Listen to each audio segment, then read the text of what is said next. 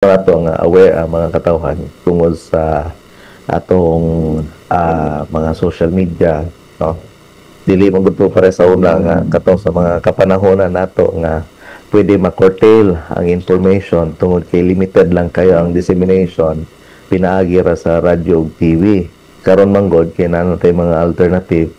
like social media nga dili pwede nga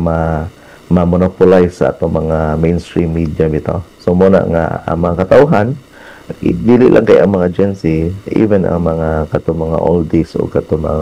mga middle maka-realize po sila o